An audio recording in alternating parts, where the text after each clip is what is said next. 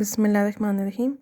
Assalamu alaikum. Students, we are going to start chapter number 6, and that is the last chapter, which is about numerical integration. Actually, historically, the first use of the integration was to find the volumes of the curved surfaces. Besides the fact that it can be used for finding the areas under the curved surfaces, center of mass, displacements and velocity, there are other uses of integration as well. From engineering point of view, we can use it to find the acceleration time of a vehicle, power output of an electric motor, and drag force of an airplane, and similarly, you have lots of applications.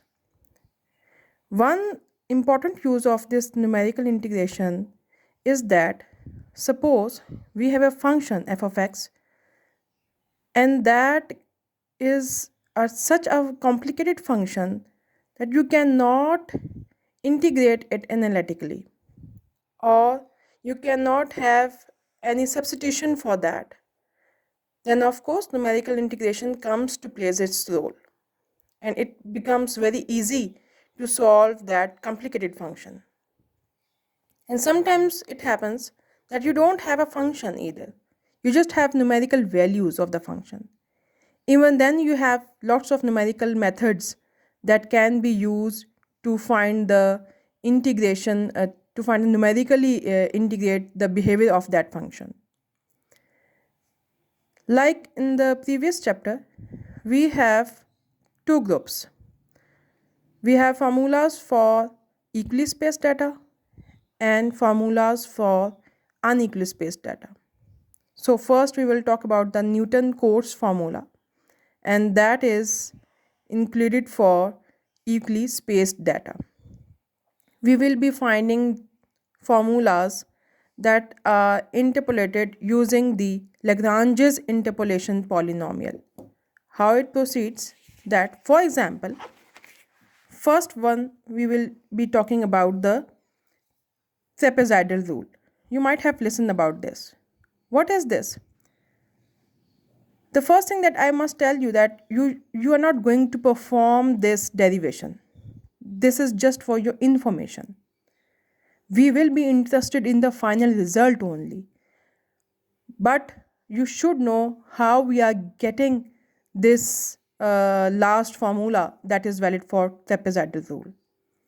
So what it happens that if we have an integral, definite integral, we have this a to b function f of x and dx, and we want to integrate it numerically. Then this rule, Trapzoidal rule, what it says that we are going to approximate this curve by a straight line, and that straight line would be a Lagrange's interpolation polynomial of degree 1. And that straight line will pass through only 2 points. We are writing x0 is equals to a and x1 is equals to b. So since it is valid for equally spaced data, we are going to have this factor h is equals to b minus a over n. Now this is very important, and this thing is always mentioned in the question. In this rule, we are going to have only one interval. Like we are talking about only the interval that is x0, x1. It means we are going to have only one interval. Sometimes we have 2, 3 and n intervals, but this is the simplest one that we are talking about. Since here n is equals to 1 and this b is taken as x1, this is as x0, I can write it h is equals to x1 minus x0. Now I am going to approximate this function f of x by a polynomial of degree 1, Lagrange's interpolation polynomial. So I will integrate this. How I will going to start this process. Here you have this integral x0 to x1. This is a polynomial of degree 1. I'm going to write it in this expanded form. You already know that if I'm talking about x naught, I will not mention it over here. I will write x minus x1 over x naught minus x1 into, of course, instead of y naught, I'm going to write it as f of x naught plus x minus x naught over x1 minus x naught and f of x1 into dx, right? So you can see that this is, of course, a constant. This is a constant, and these values will be given to you, and this is a constant. I can simply take it out. Now x naught minus x1, I have put it minus h instead of writing this factor, right? Like this and like this. Now over here, for your simplicity, because we are also going to extend this to find the formula valid for Simpson's 1/3 rule and Simpson's 3/8 rule. So I have to make some journal substitution in order to compensate all these formulas. I am going to write that let this x minus x naught over h, that is equals to p. I will start from x naught and I can derive it for x1 as well, for x2 as well, right? How? X minus x naught over h is equals to p. Then from here I can write it x is equals to x naught plus ph. Now one thing you should keep in mind, I am going to reuse this variable. I am going to transform this x into p. Like this p is not a constant over here, it's a variable, new variable that I have introduced over here. So with this x is equals to x naught plus ph, and of course dx will be equals to h into dp. So then I have to write these intervals as well in terms of, because these intervals are given for x naught and x1 in terms of x. So if there is a factor dp over here, then I must have the value of the values of p instead of these, right? So I can find it very easily. First substitution was x minus x naught, that is equals to ph. I have written over here, then I have to do with this as well, x minus x1. What I have to write in terms of p, let's see how I do this. This is x minus x1. This is what I want to write in terms of p.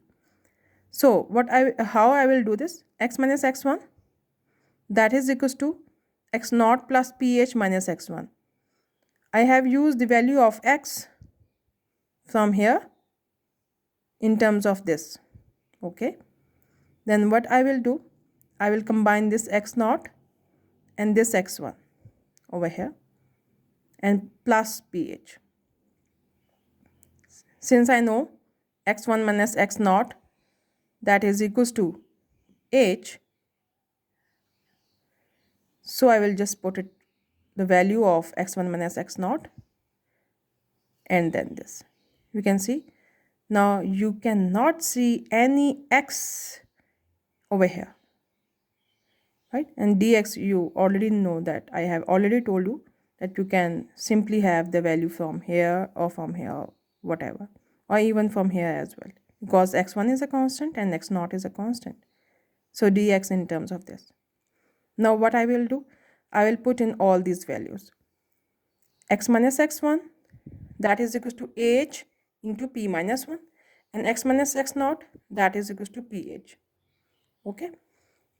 Now also of course I have dp over here, h into dp over here, and I have to find the values of x1 and x naught as well. This is very easy. You can see that if you have x1 over here, then writing x1 means x1, and if I will take it over here, x1 minus x naught, x1 minus x naught, that is equals to ph.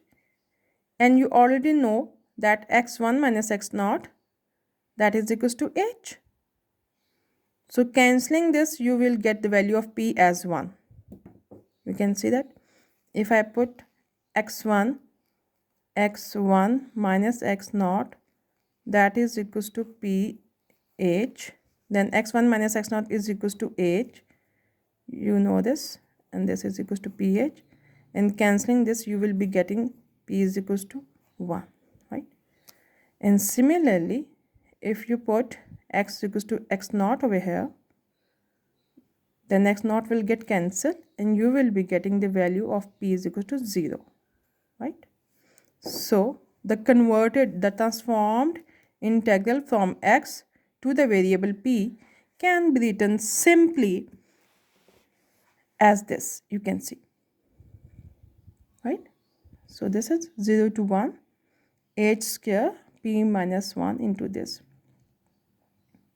I have already told you that why we are doing this, because we want to find a good form, a good journal form of this, because in this case we have only one interval, but it can be extended to n intervals, 10, 13, 14 intervals as well. So we must have a journal form of this formula, right? We are just trying to have that form. That's why we have to convert it from the variable x to the variable p. So over here we have this form, and simply by integration you can have these values. Instead of f of x naught, I am just writing it as f naught. So the converted integral is x naught to x1. This is a trapezoidal rule passing through 2 points with one interval. This can be approximated as h over 2 f naught plus f1. Now this is called the trapezoidal rule, simplest